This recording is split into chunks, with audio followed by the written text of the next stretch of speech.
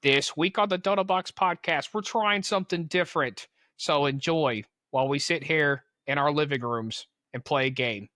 This week, what are we playing, Chris? Good old Red Dead Redemption 2. I In love this fact, game. oh, I do too. Let's show them what we're playing, shall we? Yeah? Aw. Aw. Well, we got a feud now. Got a freaking feud. All right. All right. Well, what's up, man? How's the week going? Man, it's going pretty crazy. One, it's been interesting finding out how to set all this stuff up.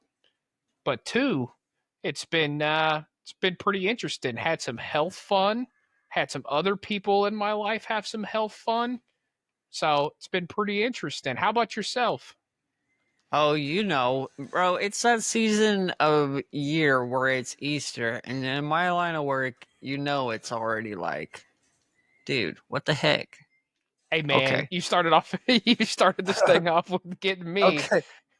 But anyway, sorry. You know how it is in this line of work where it's like busy, but like there's so much stuff to do. But this year it's really weird. I don't know what it is. I don't know if it's the seasons. I don't know. Do you feel like it's like Easter this year? I don't feel that way.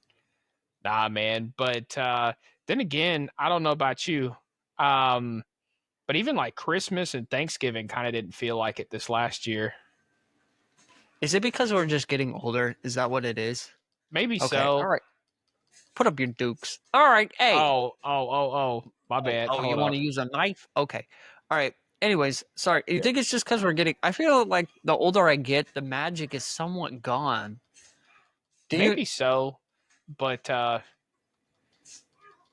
yeah. Hold on. For those of you who don't know, my character has a glass jaw, so I'm still die even with a knife. I don't even know how that is possible, but there you go. It just happened. What is like one thing that you have like learned this week? Something new, something fascinating, something that's like you learned and you didn't know it before.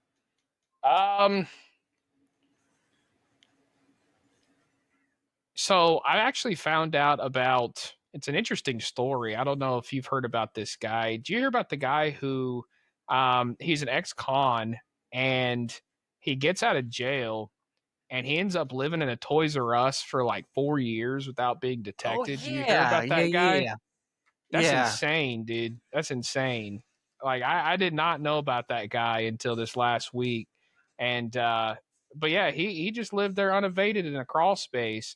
And he ended up like he went to jail in the first place for robbing people, but and robbing places. He ended up robbing the freaking Toys R Us he was staying at like 3 times, and they still didn't catch him. And he was living at the place. So how did he get like? He just found the crawl space and found like access to it and was just living in there. Is that how he got like went away undetected? Pretty much. Like at first, it started off in the shelves. Like he found an area in the shelves, like to live in. An area in the shelves, like an in between space or something like that. And then, of course, that kind of got carried away. I'm sure you probably get found out pretty quick living in the shelves. And then after that, apparently there was this like crawl space in the ceiling that he found and went up in there. And at night, he would he basically would just come in before close. He would crawl up there and he would just spend the night up there. And then by day he would get out and he would do whatever.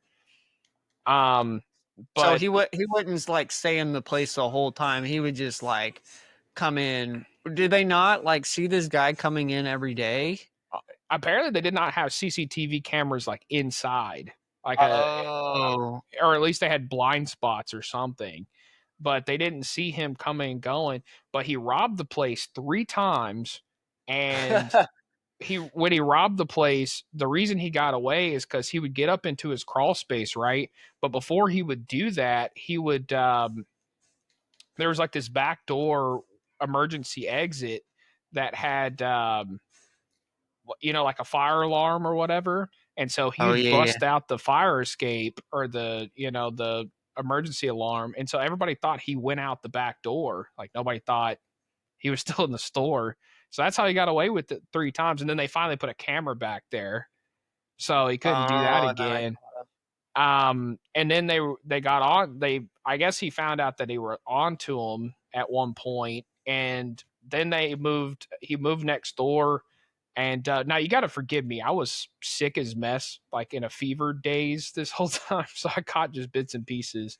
But he moved over to, back in the day, it was Circuit City when they went out of business. yeah.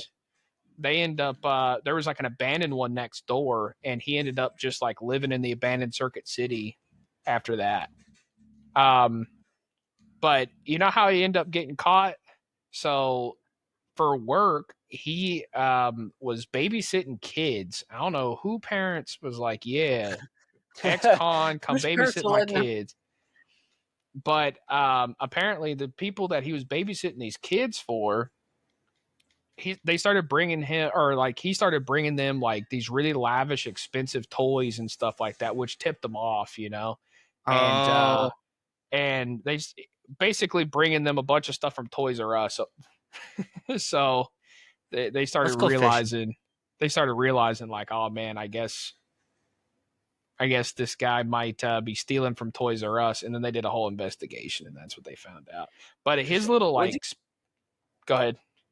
I was gonna say, sorry, this is about the game. Would you consider this a river or a lake? That depends on the amount of bait that we're using. You know, it tells you, like, hold on, you got to catch it right when at the beginning. Hold on, if you put your fishing rod up and then pull it back out, yeah, it says a lake, Cottail Pond, a lake. So okay, sorry. Anyways, back to the story. But yeah, so apparently homie had like ran electric up there. He had like lights and stuff up in his little crawl space. He had like this whole little setup. He had like a little TV setup up there and everything. He was an ingenious little dude. He like pimped it out, huh? And yeah, like apparently. made his crib nice. Wow, that's great. Oh, here, I don't want to. Okay, like not that you would, but if you could do something like that, like hide out in one store, which store would you hide out in? Like, oh man, I know this is kind of cliche, but I feel like Walmart's kind of an obvious choice. But then again, the hard part about Walmart versus like a Toys R Us or anything like that is, you know, the ones that are 24 hours, even the ones that aren't, you got people like stocking overnight and stuff like that. So you're probably going to have a chance of getting more found out, I guess. I don't know. Micah, when was the last time you went into a Walmart? None of them are 24/7 anymore. Yeah, what I mean is there'll be people like stocking overnight. So pretty much like you'll have kind of that overnight 24-hour deal going on. Or people will be around there at least a good amount of time. Do you remember that one time we played hide and seek in the Walmart at like yes, with your mom at night with my mom? Yeah, I do. I can't believe she actually went along with it. That was great. Yeah. So we were just sitting around and we were like, hey, dang. What are 19-year-old kids gonna do? Like, what should we do for free? Was this the first time my mom came into town, or was this the second time? I think it was the first time my mom came into town. Was it, or did she come into town for my high school graduation? Oh yeah, it was your graduation. That's what it was. Yeah, but we decided like, hey, let's figure out something. And this is when Walmarts were like 24/7, and we were like, dude, like we should go play hide and seek in Walmart. And I remember it was me and you, or not me and you and my mom on a team, and then it was me and my ex on a team, right? And I remember did y'all hide in the suitcases? Like behind the suitcases. Yeah, we put a bunch of suitcases in front of us and like hid behind the suitcases. That's wild. I don't even remember where y'all hid. I don't even remember. I don't remember. I remember being like, this is weird. What if we get in trouble? They're going to kick us out. Have you ever, I think, okay, I know it's not a big deal anymore, but I think like the mall would be a cool place to like hide out. Like, I think that would be a really cool place. I've heard of other stories where people have like lived out in the mall. undetected for years. Apparently, there was one where there was a false wall that nobody knew about, but there was electric and all sorts of stuff. And there was a dude who lived out there for years as well and just was undetected for a long time. And then they finally did renovations or something and found out, like, oh, there's a whole area back here where somebody's been living. Okay. Well, that's interesting. I was even thinking about it today. You can get into some attic spaces of like fast food places. Have you ever, I'm sure you've seen the little ladders on top of the buildings and things like that, Yep. or like to go to the top of the buildings. And of course, a lot of people have cages around those. Mm-hmm. But we were at a fast food joint not too long ago in the drive-through line, and there was a pretty easily accessible one that was just like, oh, I can climb up to the roof pretty easy.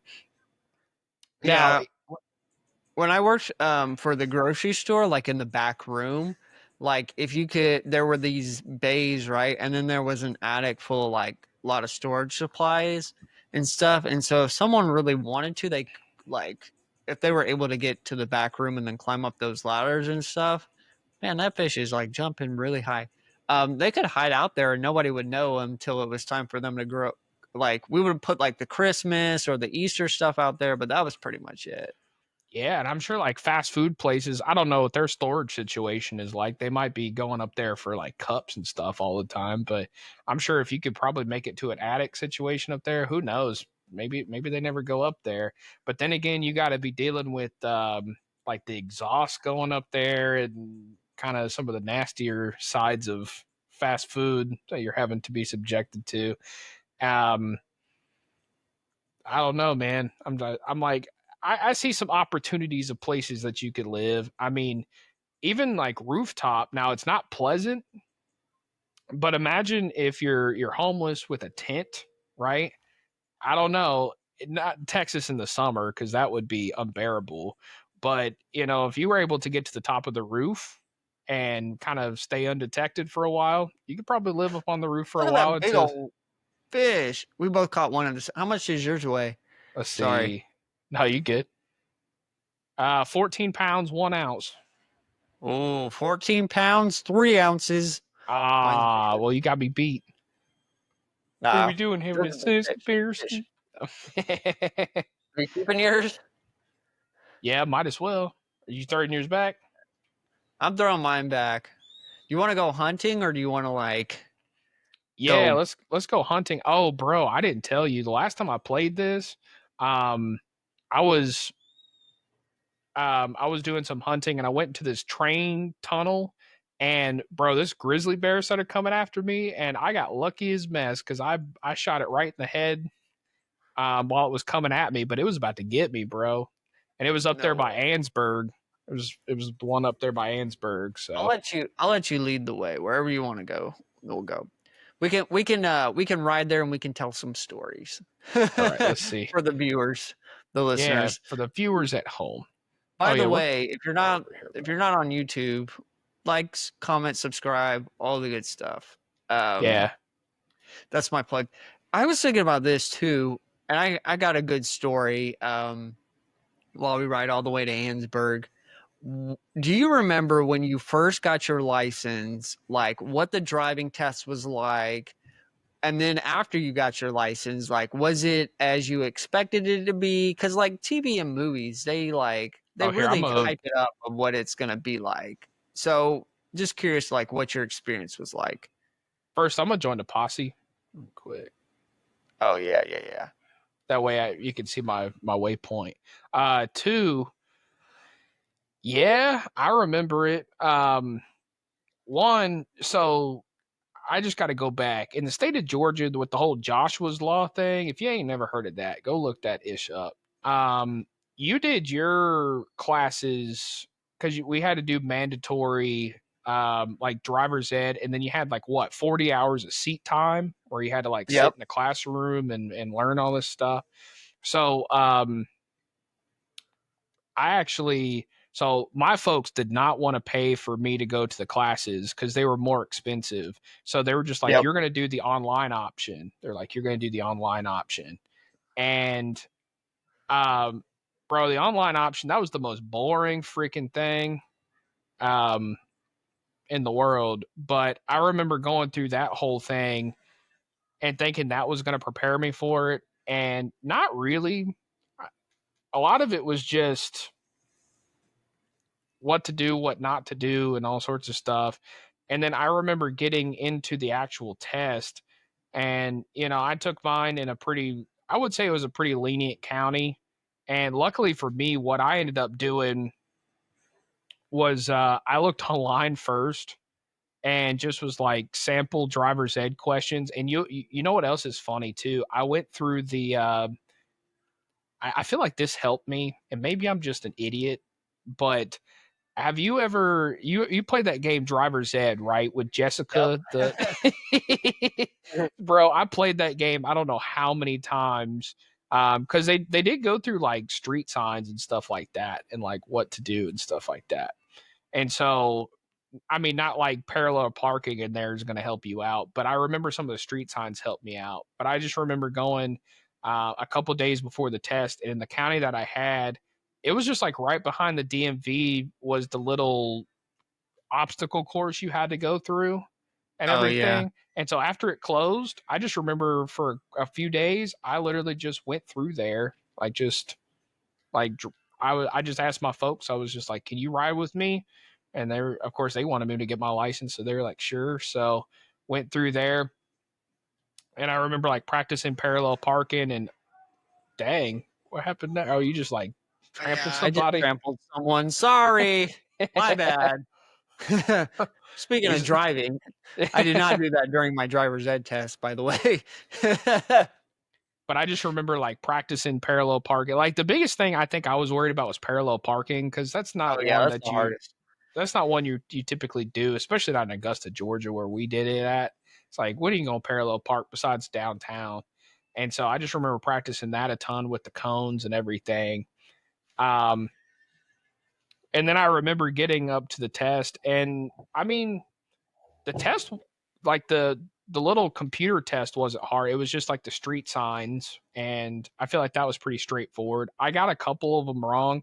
It was like it was the one sign where it was like the highway splitting off. It depends on like which way the little the car is facing. It's like, okay, you know what I'm talking about, where like the little, but I got those signs wrong. It was like, does this mean oncoming or whatever? And I got those wrong. But then I remember getting into the actual test, and I was like, oh, this ain't that hard. And the only thing they docked me for, and I was ticked off, was parallel parking. And it was because I signaled going into the parallel parking spot, but I didn't But you didn't signal signal coming going out. out. Yeah. And that's what they got me for. But everything else I scored perfect on. Like I didn't get anything wrong. Um, how about you? How did it? I mean, to answer your original question, I don't think it necessarily differed, but I think the online course was just so freaking repetitive to where it was just like, okay. Yeah, so yeah, I did the driver's ed course. I remember I did it, I think it was in a span of 2 weekends, right? I Yeah. remember that. And I remember just trying to like mac on one of the girls in the classes. And so I remember also wearing my cowboy boots and my cowboy hat. And I remember the driving instructor was like, he was like, yeah, man. He was like, I really wish I could wear some cowboy boots and a cowboy hat like you got right there. He was like, that is so cool. And I was like, well, you can. I don't know what's stopping you, sir. Um, so I remember you had to do 6 hours of like drive time. Was it 6 hours? Yeah. So you had to do the course, and then it was like, yeah, 6 hours of drive time with the instructor. And so I remember I blocked a chunk of like 4 hours. And I was like, I'm going to get it all done in one day. And the driving instructor, because they have the routes that they take you on, like they have you go on the highway, they have you go on the interstate, they have you go like on the, what's it called? Like back roads, like city, all that stuff. And I remember the guy being like, he was like, oh, I just ran over that guy. Not cool. My My bad. Speaking of I'm sitting here driving, talking about driving, and it's like, I promise I'm a good driver. Oh, this guy's mad. This guy's really mad that I ran him off of his horse. I got to what go is back over and here take shooting care of at him. you? Yep, shooting at us. So this, sorry. So I remember the driving instructor being like, shoot, he was like, we could go drive to Atlanta right now. Cause that's a 2.5 hour drive. He was like, we could drive to Atlanta, get in all your driving time right now.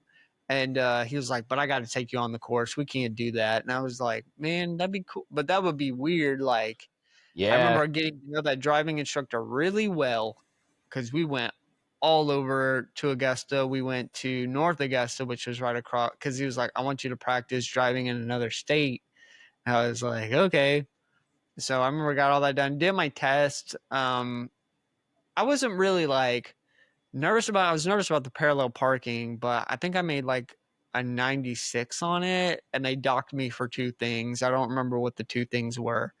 Um, but I remember getting my license and like being so excited and like so happy that I got my license. But then I was like, okay, well now I need a car. Like right. when I started working at Charles Entertainment Cheese, Yeah, uh, like within a month of getting my license, because I was just borrowing my mom's car. Now you didn't have the Isuzu pickup truck. You took the test in your mom and yeah. dad's We car, right? were a 1 car family, so we took it. I took it, and uh, our Jeep Liberty, the Oh, that's 2000. That was a where was the chip car. first place like you ever got behind the wheel of a car, you started driving it, like Oh where man, was that at? first time I ever did that. Do you remember when it snowed in Augusta? It was like 6 inches of snow, and that was like a Oh, big deal. oh, Do you remember that? look, there's all these elk. Maybe. It snowed like really really good, and I don't know why we were out, but it was me and my maternal unit, and it was just the two of us. And I was 14 years old, and she was like, you know what? You're going to get your license next year. And what better time to learn than while it's snowing out? And we were in the parking lot of the Augusta Exchange, and there was like nobody there because, of course, it was snowing out. And so, um, that's where I started learning how to drive. And I remember it went fairly well. Again, I was 14 and nervous as mess because I'm like, if the cops show up, I feel like we're going to be in a lot of trouble. Um, even though it was in a parking Right. lot. But I mean, my maternal unit, she came from the South to where it was like, kids started driving when they were like 12, 13. Like, shoot, And smoking a cigarette. they're like, shoot, you can get a girl pregnant, you can drive a car. Yeah, yeah, it's like, exactly. it's like, all righty. So they were just like, you can get behind a wheel of a car. I just remember the only time that I was like, oh shoot, and I really didn't know what to do was I was coming up towards a curb or like a curve, and I tried to turn and it was icy, so I just slid right into the curb. Uh-uh. And I mean, again, we were in a parking lot and I wasn't going very fast, but I just remember being scared of like, man, I really don't know what to do. And I just remember my maternal unit being like, yeah, you got to be careful for that. And I was like, well, what do you do in that? And she couldn't really give me an answer. So I was like, well, I think this driving lesson has taken its course. I was like, I think I'm good. Um, but yeah, that was my first time. I did have a story going back to so you got some driving time in. Since I did mine online, of course that did not include driving time. If you did yours online in Georgia, they made your parents sign off on that you did like, I don't remember how many hours of driving. It was like, I don't, with your permit. Did they make you all do that too? Like, The driving instructor signed off on it.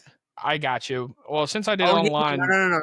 No, the parents, yeah, because I had to drive with the parents too, because it was like 6 hours with a driving instructor, and then the 32 hours you have to get with your parents or guardian or whoever. And see, I So think it they was, and needed that that makes quick sense because break. I think it was like for me, it was 40 hours with my Yeah, parents. that Like I makes had to sense. have 40 hours with my parents. And so we kept a little log. I remember it was just like at the end, it's just like we kind of made up a bunch. It was just like, yeah, you drove. Um, but I remember like my first highway driving experience, and I think you know this story, but just in case you don't, but my first highway driving experience, um, we were driving to South Mississippi to visit my family, my mom's side of the family. And so we go to South Mississippi and we're on Interstate 20 and we cross into Alabama. Like right after Atlanta, we cross into Alabama. And I just remember my paternal unit was driving and Turkey. and he tells me, he's like, all right, we're switching off because you need to learn how to drive on the highway. And I'd never driven on the highway before, so I was nervous as mess because nobody told me like, hey, this is how you handle yourself. You know, yeah, it's driving and it's Yeah. whatever, but it's not as straightforward as it seems, right? And it's a high speed, so it's like, oh man, I don't know. And so I end up driving through there, and he was like very, very, you know what, make sure you're on the speed limit, like don't get pulled over, don't get pulled over, like made sure, just do not get pulled over. Okay.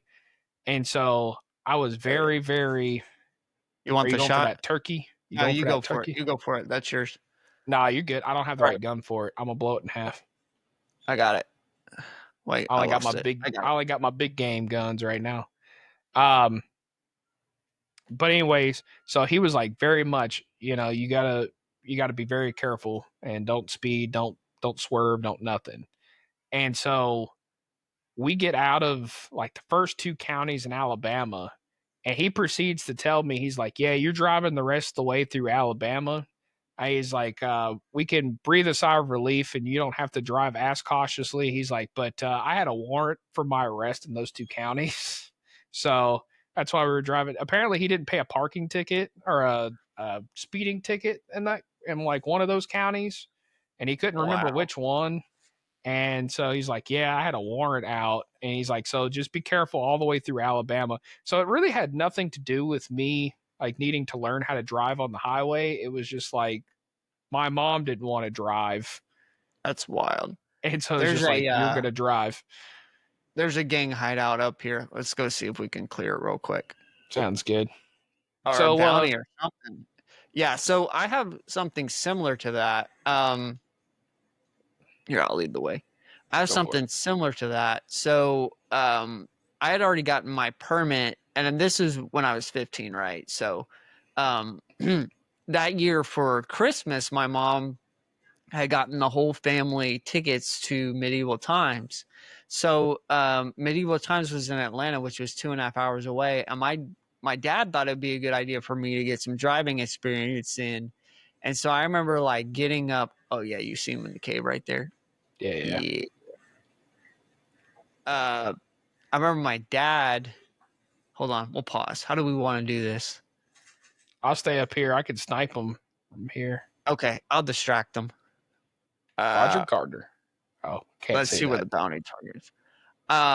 So my dad was like, okay, the boy needs to learn how to drive. Like, and don't shoot the guy to the left, the farthest to the left. He's a bounty. Okay. Yeah, there we go. Come here, boy. And so my dad was like, oh, here he goes. Yeah, you better surrender. That's right, mister. My dad was like, he needs some practice. So we'll still him on your horse. So we were on the way to Atlanta, and my mom was like freaking out, like really freaking out. And cause like driving in Atlanta, like scares her. Not gonna lie, driving in Atlanta scares me.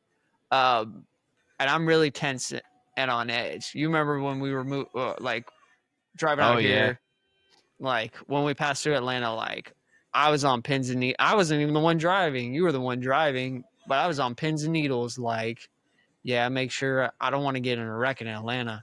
So my dad pulled the car over and was like, yeah, it's stressing your mom out. So we better just stop. So I remember doing that, but that was like stressful driving in Atlanta. crazy. It's fine when you're Yeah, like on the way there, like driving on the highway, but like getting into Atlanta, it's a whole different ball game. It's a whole other beast. That's what that is. now we kind of talked about this before when we talked about like our first jobs and everything. What were you hoping your first job would be? Shoot. I thought it's like, man, I was hoping that it would be something aviation related. Um, really and truly. So you're gonna think this is funny. One of the false doctrines that I was taught was, yeah, if you just show up at a place enough times, like they'll hire you just because of your dedication and all this other stuff. So there was this place in Augusta called Standard Aero. I don't know if you've ever heard of them, and they were at Augusta Regional, and I wanted a job there, and they were like, you have to be 18, and I kept showing up and they're like, you don't understand. You have to be 18. Like, we would like to hire you, but we can't. Like, legally, we cannot. It's like, but if I keep showing up and show you my Did your determination. fraternal unit be like, no, that doesn't sound right. Just keep showing up. Is that what he told you? Pretty much. He was just like, listen, if you keep showing up, they'll make a spot for you. Like, they'll make concessions for you. And they kept telling me, like, no, our corporate office literally says that you have to be 18 years old, because what their whole business was jet engines. So it's like they don't want just anybody around jet engines, even if because I was under the impression it's like, listen, even if I'm sweeping the floors around there, like I'll be happy. And they're just like, bro, we don't want just anybody around jet engines. And I remember because the whole reason I got a connection over there was because there was this kid that went to my high school, and like I went to middle school with him as well, and his dad worked there, and that's the whole reason like I had a connection. I think that was the only reason that they were nice to me, because I was like, Mr. Dav, I was like, Mr. Davenport. and he was just like, he's just like, dude. And they were nice about it. They were like, listen, kid, we love your tenacity, and we wish that we could hire you, but we can't. But at the same time, looking back now and thinking about that kind of company and what kind of company it is, I mean, they're rebuilding aircraft engines. I don't think they don't want just anybody, for one, and two, they're not just going to hire some 18-year-old off the street. Like, that's just not going to happen. Nope. Definitely. So I don't know. That's what I was hoping was going to be my first job, or something around aviation. But again, Augusta was such a small area. Die? Oh no, it's back no. here. Yeah, this is the sheriff's office. Yeah, it's such a small area. It is kind of hard to get a job, right? It's hard to get a job anywhere. I mean, I remember applying a bunch of places and doing a whole bunch of stuff, and got a bunch of no's. I even applied at a dairy farm, and they were like, yeah. They were like, nah. And then I actually got a job at an equine place where they like did horses and stuff. And bro, I really wanted that job because it was let's see if there's any good bounties on here. We'll do some bounties. Is David Koresh on there? I mean, we could. I mean, that's a really hard mission, but we could do it if you wanted to. The only problem is I don't think we'd be able to talk too much while doing that. Yeah, well, I don't know. We could. Let's get this guy. He's got a pretty high bounty. Yeah. All right. But no, I really wanted that equine farm job, because all the job was supposed to be, there was a bunch of people who left their horses out there, right? But horses have to be ridden all the time, obviously, and taken care of. So literally the job would be, you were assigned 5 horses and you would ride them daily. And of course you had to like scoop their poop and all that other stuff. But, they were just like, after school, you would come by and you would just ride the horses for 30 minutes apiece and take care of them. Easy job. That's great. Yeah, it was fantastic. And I remember they're like, you're hired. We like you. And I was like, oh man, this is great. And I go to sign the paperwork. And when I went to sign the paperwork, everybody that I had interviewed with were like just the hired hands, right? It wasn't the actual management. And so when I went to go sign the paperwork, it was the management. And they were like, wait a second, how old are you? And I was like, because I was 16 at the time, and they said, "Ooh, you got to be 18 to be here because we do Liability. yeah, it's Yeah. liability because they do horse breeding, and there was something with the state about like you have to be a certain age to be around breeding equipment and all sorts of stuff. So Well, it also was too, like, like even if you're riding the horses and you get hurt or something, they don't want. Yeah, it's different when it comes to a kid. Like, yeah. I So get it. they were just like, I'm so sorry, and I was heartbroken. I was like, dang it, I really wanted that job. Like, I really That wanted would have that been job. a good job. Yeah, it would have been a really fun job, I think. Just learning how to take care of horses and riding horses every day after school. Like what especially in the cowboy phase we were in, it's like, oh man, that was the job. I thought that was going to really work out. Then again, it probably worked out for the best as well because it was also all the way. I wouldn't say it was all the way in Aiken, but it was close to Aiken. Oh, that's Like like it a was, 30-minute drive every day. Like yeah, it was 30 like minutes, but I was 20 minutes. cool with it. I was all right with it. I I was mean, like, 30 man, minutes is 30 minutes. All right. yeah. Before we tell the next story, let's strategize how we're going to get this guy. What's our approach? Do we want to get in, sneaking, go guns a-blazing? What are we doing? You know me, I'm always a fan of guns a-blazing, Yeah, but yeah. Yeah, we always get shot every time. I'm like, I just want to sneak in, silently, stealthily kill these guys, and then get out of here. that's fine. We'll see. We'll look at the situation. Yeah, I honestly thought so. Actually wanted a job when I was 15, right? Overachiever person. So there were only two places that were hiring for 15. One, Chick-fil-A, and doesn't Chick-fil-A hire at like 14? Yeah, Do they hire 14 at 14? now. Yeah. Yeah. And then it was this place called Brewster's Ice Cream. Oh, I And thought you were about to say Fort Discovery. No, that place was dead and gone. R.I.P. Oh, okay. Fort Discovery was, if you've ever been to like one of those science museums that's like hands-on, it was one of those places. It was really cool. And I'm sad they shut it down. But at the same time, I remember being like, oh yeah, Brewster's. And I applied at both and I never heard anything. And I was like, man. And then I think my parents were like, yeah, we really don't want you getting a job just yet. Like, wait till you're 16. And I was like, okay, but I want my own money because I didn't have my own money. My parents didn't do allowance. Did yours do allowance? Mine mine did commissions. Okay. So mine was based on like whatever you did. But here's the weird thing. So, and here's how it's different than most people. Um so we've talked about this in the narcissism episode in the past, but my father was a dictator type person, and so basically we were all on commissions, and what that meant was there was a list of tasks that needed to be done around the house, and depending on who did it would get the money. Now it wasn't like a ton of money, but it would be like if you took out the garbage every day for the week, you'd get like $5 or something like that, and it was between me and my mother pretty much how that worked. So, Your father did not participate in that? no, he did not. No, he did not. Basically, whoever does my dirty work gets the money. That's how that worked. Oh, here it is. Here it is. Here it is. Here it is. Oh, well, my horse is spazzing out. Is it in that shack? Oh, yeah. It's in the mine. I bet you. I think it's Yeah, that's what I mean. All right, let's see. How are we There's gonna two do guys this? here. There's also one right here, down by the underneath this. I'll take You want him to try out. to do like throwing knives or something? Let's try it.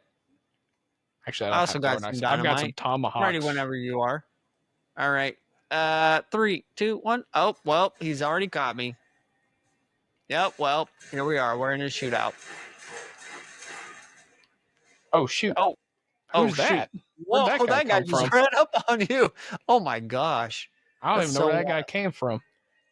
So much for being no, prepared. they're all wait. They're all coming out of the mine. Watch out. Oh, wait, don't shoot the guy. Don't shoot the guy running at you. He's the bounty target. Can we I'll tie grab him up.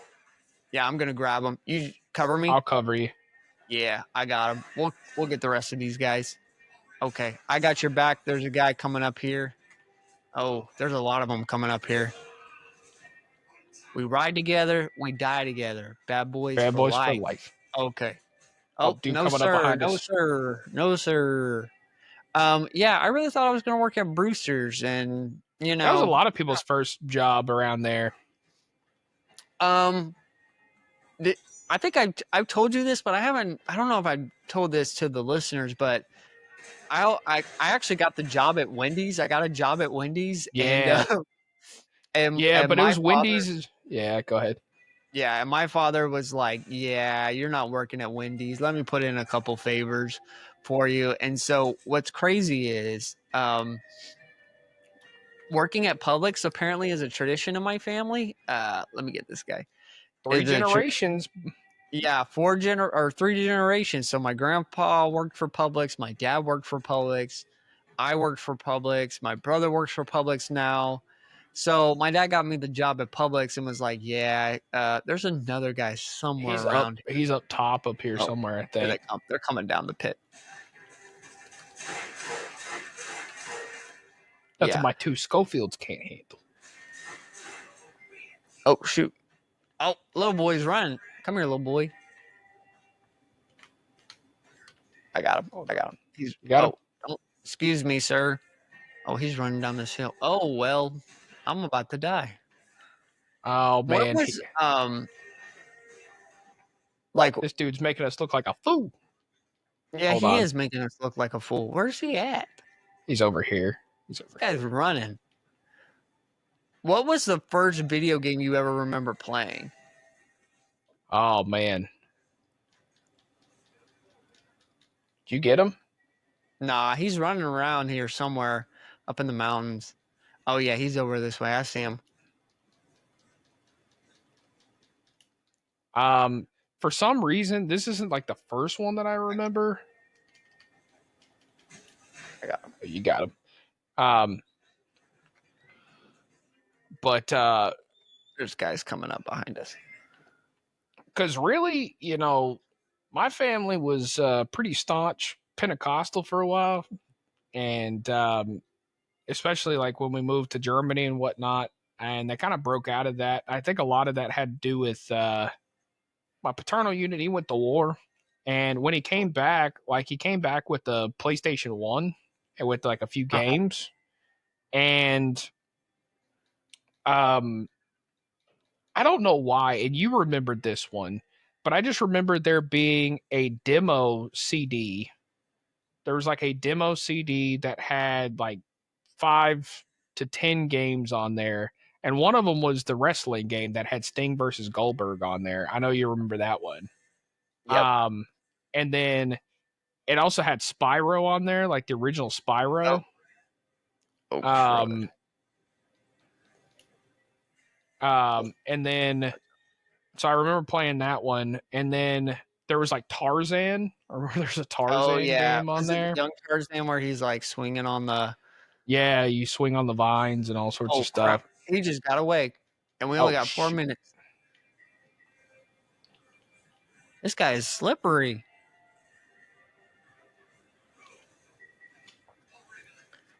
Okay. Sorry. Keep going. No worries. But then there's like Tarzan on there and what was the other one? Oh, and then there was like Crash Bandicoot. Yep. That one was on there. But I just remember that one. And then I remember being like, it wasn't Madden. Oh shoot.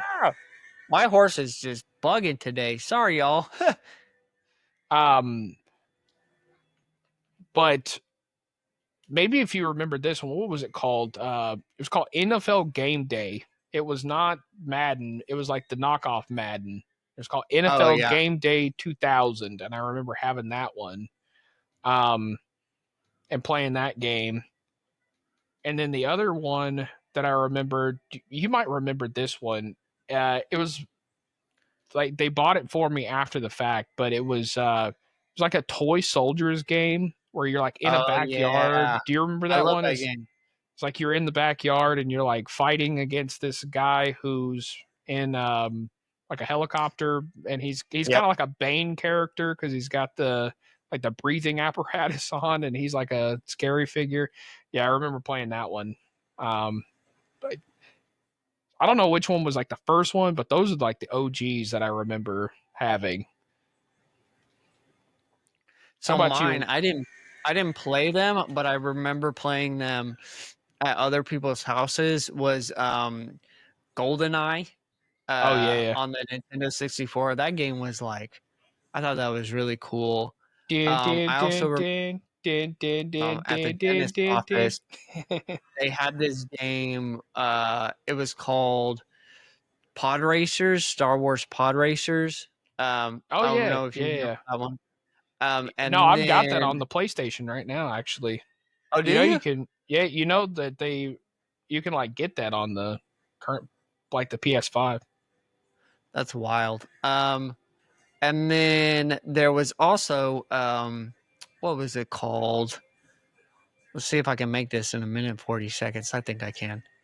Um, what was it called? Oh, now it was like this ATV game, and I remember you would go up these ramps, and then you would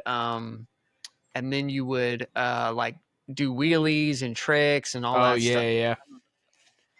Oh, that was another one that I had for the PlayStation that I don't really. It was like this. It was like a combination. It was like you could. It was like a racing game, but it was like rollerblading, skateboarding, like bikes, Oh yeah. and like you had all these, and you'd like race. And a lot of times it was like these downhill racing games. Like I don't. Let's see. Where will we want to go? Let's do another bounty. Oh yeah. How much money do we get? I got $40 off of it. Did you get $40? I wasn't paying attention. Oh I was drinking yeah. my tea. What's one game that maybe you gave away but you still wish like you owned? Uh,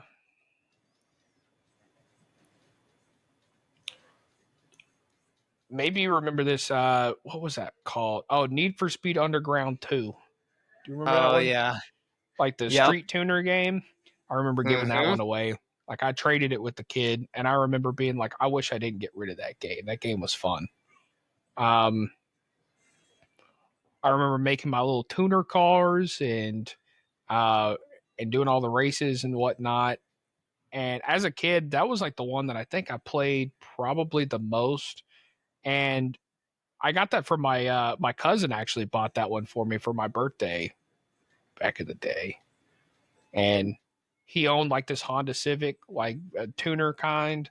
Oh, Bro, that's I'm a telling big old. is that a Sorry, big old bear? it's a big old elk. Never mind. Oh, Sorry. Keep no, you going. get. Um, but yeah, and then the best trade I ever did, and I wish this game still worked, or I had a console that would make it work. Is do you remember I traded um Call of Duty Modern Warfare 2 for the original Saints Row? Oh yeah, that's right. I forgot about I that. was like, that was a good trade. I like the original Saints Row, and then they got all goofy with the series. Like they got real goofy with the series. Just like I Yep. like Saints Row. They could have really rivaled Grand Theft Auto, I think, but GTA. Yeah, that's crazy. they had to go all like weird and futuristic with it. Like I don't know why they did that. They really did. What is like? I don't know why I'm like in a reminiscent mood, but like, A nostalgic mood. yeah, nostalgia. Is there like a trip from your childhood? What is this? Is there a trip from your childhood that like really stood out to you, like in a good way, not like bad, um, but like, hey, I really enjoyed this trip and I have really fond memories from this. Shoot. And let's get this. Inez Morales. Do you have one first? I have to think about it. This sounds bad, but Um, it's like there's a there's some that were cool, but not like that super stand so I would say other than like the last trip that my family and I went on when I was 16. We went to Universal Studios, and we went to Island of Adventure, and then we went to the water park. And I remember it just being a really good time. Like, everyone had a great vacation. And then we also went deep sea fishing too. But it was really like, I don't know, it was just a fun time. And so we still talk about that vacation. But other than that, I think when I went to Washington, D.C., um, for the Junior National Young Leaders Conference, and I remember like getting recommended for the program and then being like, okay, it's in Washington, D.C. You're going to have to raise your own money to get there. Cause like, it was like, I mean, $1,200, I would say is probably at least is how much it was. Like, it was a Yeah. lot of money. My guess is And gonna be $2,000. it But was probably around there, anywhere between 1,200 to $2,000. But my parents were like, we really want you to go. And I remember like looking at the price and being like, man, like, I know we don't have this kind of money. But I remember like maybe it was my mom or dad or whatever. Like, we worked really hard to like raise the money. People donated, and like I got to go. And it was for like it was around my birthday. And so I remember starting 5th grade year, and being like them telling the principal and everything at the beginning of the year, yeah, hey, he's going to be gone for a week. Da, da, da, da. It's like, okay, cool. So I'm going to miss for a week. So my mom and my grandpa drove me up to Washington, D.C. And I remember we like stayed the night in Pennsylvania, and then we drove up the rest of the way. And I remember getting there and like not knowing anyone. And I remember we got to like, we had this big old welcome assembly, and I found out it was really a middle school, like, National Young Leaders Conference. And they allowed 5th graders to go because in some states, like, I guess 5th grade's middle school. And I it's was the middle only school. 5th grader there. And I remember being like, oh, crap. And that was when I was like really big into my George W. Bush phase. You remember when I Oh yeah. like obsessed about that man. I don't know why, but I was like, oh yeah, Oh, it's right up here. It's right up here. oh yeah, it's right up here. What are we gonna do? Hold on, I'm gonna post up on this hill. Oh, stay Check it out undetected. right quick. Okay. Oh, we gotta wait for him to arrive. He's arriving, so we'll just kind of I'm kind of taking a vantage point up here. yeah. Um. So I remember like being like, oh man, I'm the only 5th grader here. And we got broken up into our groups. And like the only thing I remembered is like we just learned about different moments in history. And then like we toured a bunch of national landmarks. So we toured like the Vietnam Memorial. We toured like the Washington Monument, the Lincoln Monument. We went to Harper's Ferry. We went to Baltimore, like all of that. And that was like the first time I was really like away from my parents for a long period of time. Like, I'd spent the night at people's houses and stuff. I'm gonna go check out, see what's going on over here. I'd spent the night at people's houses, but like to be gone for a whole week without my parents, and like I was on my own, so I was responsible for showing up to places on time, like That's a making sure lot I for a 5th grader. showered, all that, like as a 5th grader. So it was cool, but I remember being like, oh yeah, I'm definitely on my own, so I got to figure this out. And I remember there was a 7th grade kid that I met from check-in. His name was Dennis, and he was a really weird kid. And so like people were coming from all over. And I remember like me and Dennis, we were in 2 separate groups, but like we would go eat lunch and dinner together. And I remember there was like this slushy machine, and it was called a poo slushy. And I was like from The Simpsons, right? I remember like Dennis being like, man, it's so cool that we get to eat all this food for free. And I'm like, and in my mind, I was like, bro, this ain't free. Somebody had to pay for this. Like, that was We our paid for this getting yeah, I in was like, here. my parents paid for this. Like, I remember being that. And oh, I gotta find the target. Where's he at? You see him anywhere? Nah, the red thing is over here, but You want to just start shooting, or do you want to start taking people out? Let's see, what do I have to take people at? Just start knifing people. I'm gonna gas. Watch out. I'm gonna gas these fools.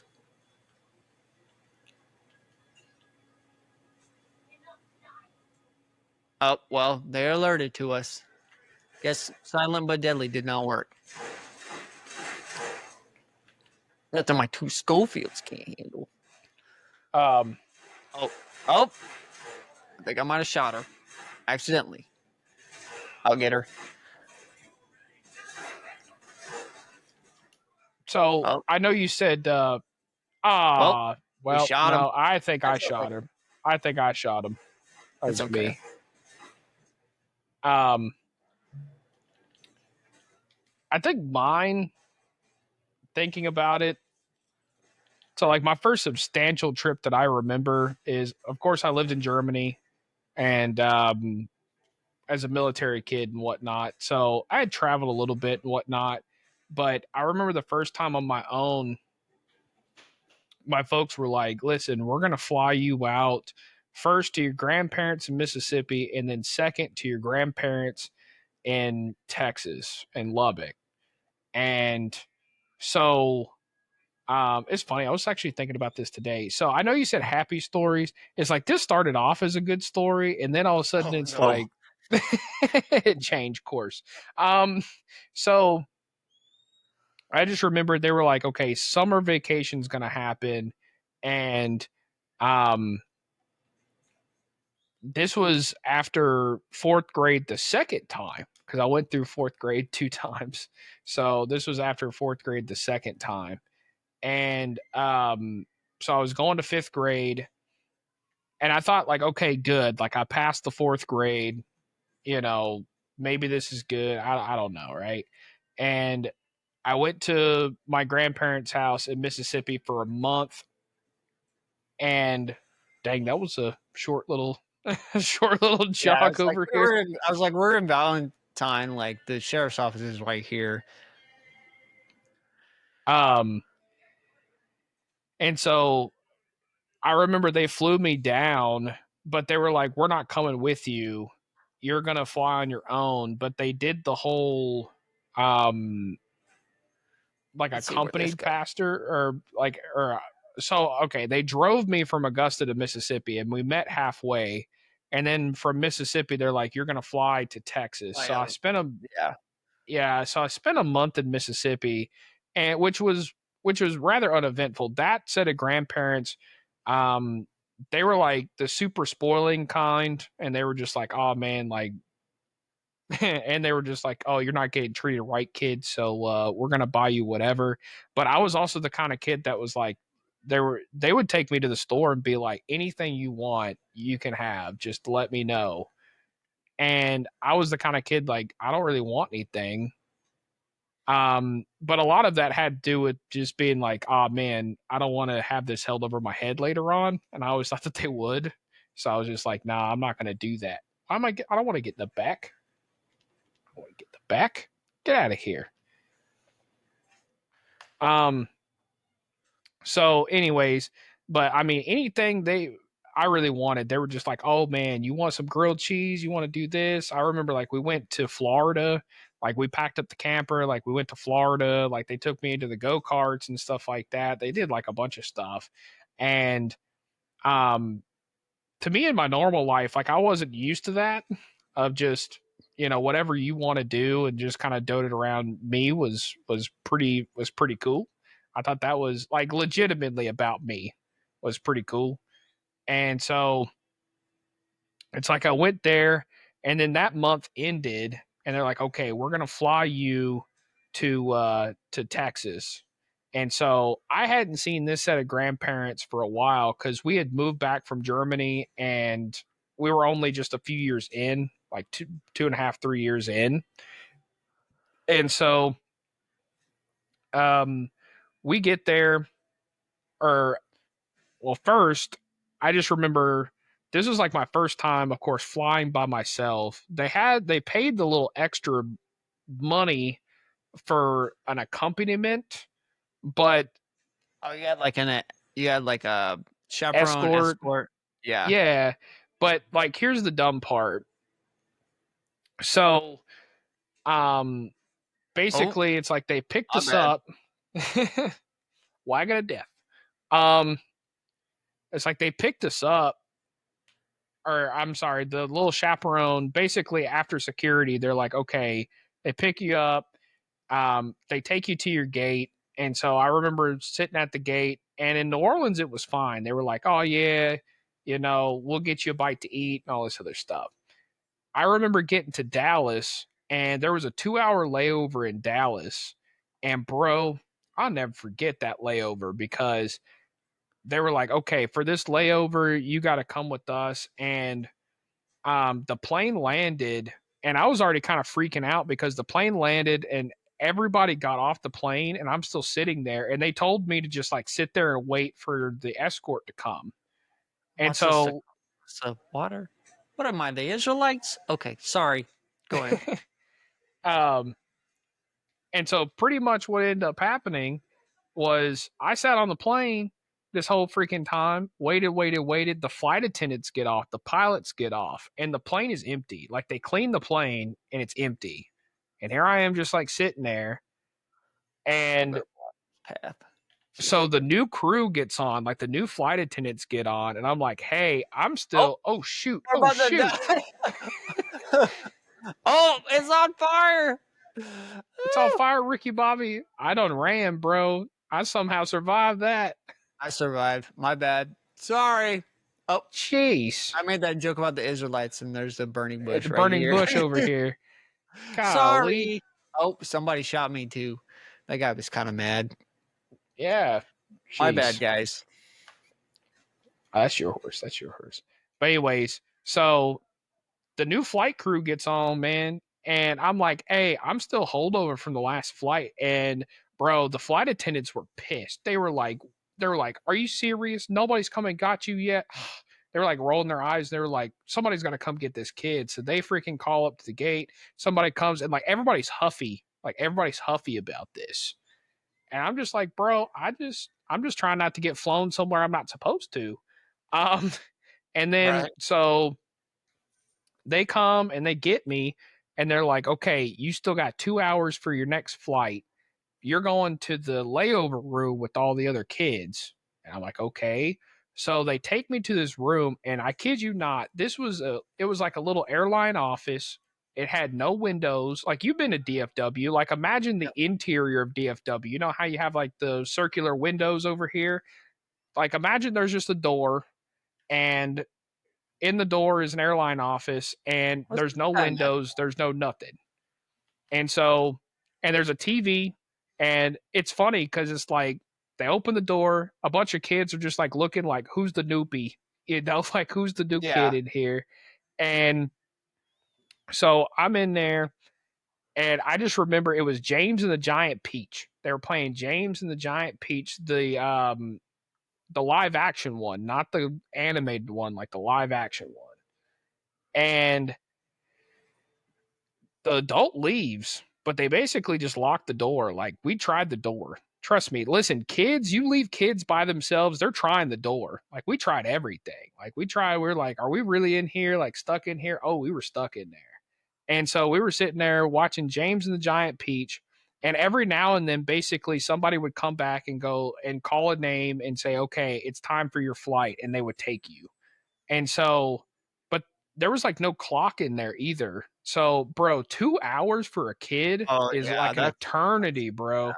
I just remember that being the longest time, and sitting there and being like, oh my gosh, like, come on. And so finally,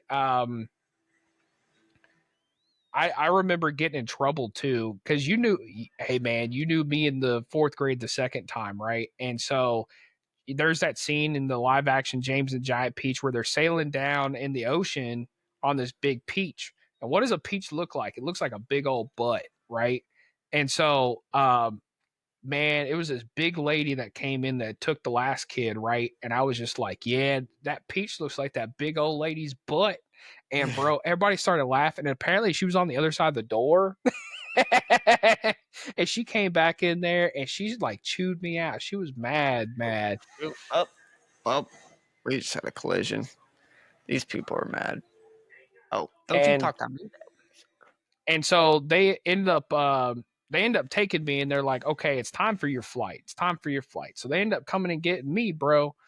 And they take me to my gate, and they take me to this gate, and it wasn't to Lubbock, it was to Laredo. They were like, this is your flight. And I'm like, this ain't to my flight. This is Laredo. And they're like, that's where you're going. I was like, no, I'm going to Lubbock. And they were like, oh, my bad. So what they ended up doing is they took me back to that room. They're like, your flight's not yet. No way. And so I was just like, dang it, man. And so it was just funny because all the kids were like, you're back. And I'm like, yeah, I'm back. They took me to the wrong flight. And you were all walking in there like, yeah, I got out. I seen these. You're walking in there all big and bad. Pretty much they're just like, what does it look like out there? Anyways, so but yeah, it was just James and the Giant Peach on repeat because the movie ended and it restarted. Like I remember it restarted.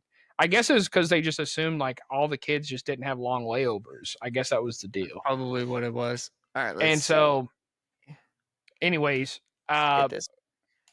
so they finally get me on the flight to Lubbock, and I just remember, so you got to think too, like I'd been to Lubbock once before, but when we flew in, it was at nighttime, so I didn't quite remember it.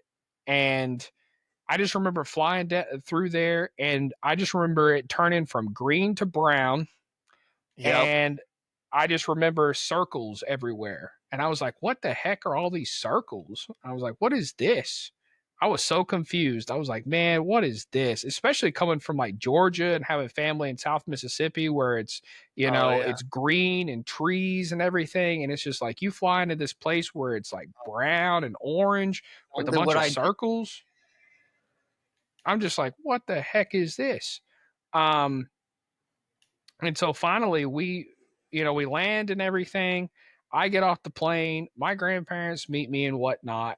And we're on the way home or to my grandparents' house. And you got to think, I just came from a month worth of, chilling, and my grandparents being like, what do you want to eat? I'll cook you anything kind of thing. And I just remember my grandfather the way home or on the way back to his place is like, now I want you to know something. You're not here for fun. You're here to work. You're here to work this summer. And I was just like, oh, what? And bro, I kid you not, I felt like I didn't watch the movie Holes until after that experience. But to a kid, it felt like Holes is what it felt like, because wasn't it was like that supposed to quote unquote straighten you out? That was supposed to that sent there. Yeah, that was, but nobody told me I was supposed to get straightened out that trip. Oh, this like I remember calling my parents like when I got there, it was like, hey, I made it. What are they talking about with the whole like I'm here to work? And they're like, oh yeah, like we sent you out there to work, and like this is supposed to straighten you out. Because initially they were going to send me to this guy's farm named Don Fortenberry, apparently. Oh, that guy was a quack. I met that guy. That guy was a quack. Yeah, they were going to send me there first, but then apparently my grandfather was like, nope, I could do it. I could do a good job. And so I guarantee you, as soon as they said, oh yeah, we'll send him Don Fortenberry, he's like, nah, I'm going to straighten out my grandson. I ain't letting no other man straighten out my grandson. Pretty much. And what it was. Basically, I just remember it was a month worth of being like, your wake's what's the problem? It's like you ain't got no. I remember the whole term that whole summer was you ain't got no guns. You're not a man. You don't have no guns. You ain't got no muscles. Like by the time this summer's done with, you'll have muscles. And bro, I kid you not, it was just. I'll never forget that first day. The first day. So go to sleep, wake up, and my grandfather, he helped on different farms. Like he was like a carpenter / farmhand. Really anything to make a little bit of money. Like he did kind of anything.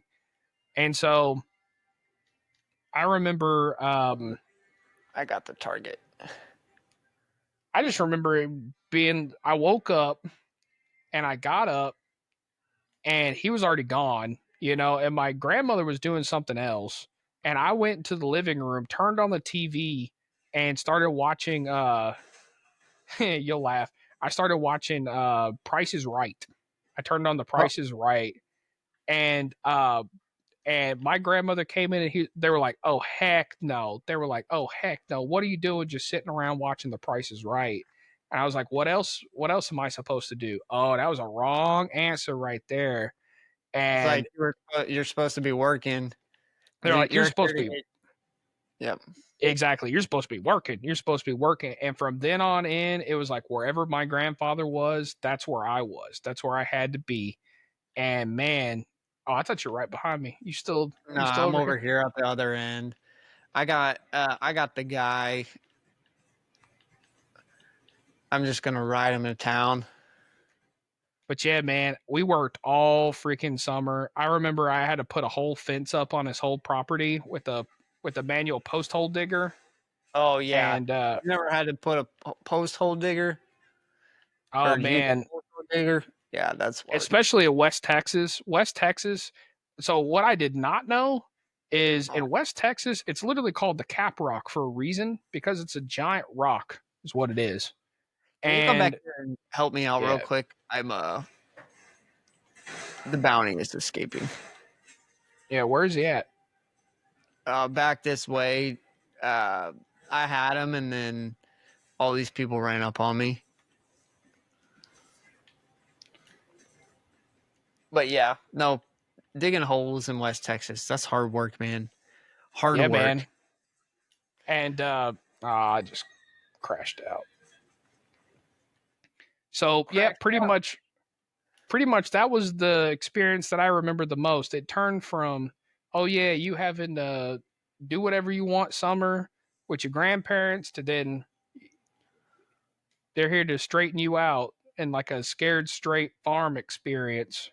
And it's Oh yeah. like, because I remember them telling me it's like you keep going on the path you're on, you're gonna be in jail. You're gonna be in jail. And I'm like, what am I doing wrong though? I failed the fourth grade last year. Like, what am I Yeah. doing wrong? Well, we also don't Um, know what kind of lies are being told about you either, so I wouldn't be yeah, surprised. I don't know, bro. I was just like, oh, okay. Was that him? Oh, I Oh, got him. I got him. okay. Sorry. I thought that was him. So As he's we about. are as we are starting to wrap up this sorry guy. I did not mean to stab you. Oh, he want to get the knees? Okay. What is like one lesson that you have learned like just in life that you're like, yeah, this would maybe be a mantra. This is a good life lesson that I've learned. I had an initial one, but it's a family program, so I can't say that. Um, nah, the biggest one is just and this is one that's been kind of hard right now is take your time and be patient because just because you're going fast through something doesn't mean that you're being thorough.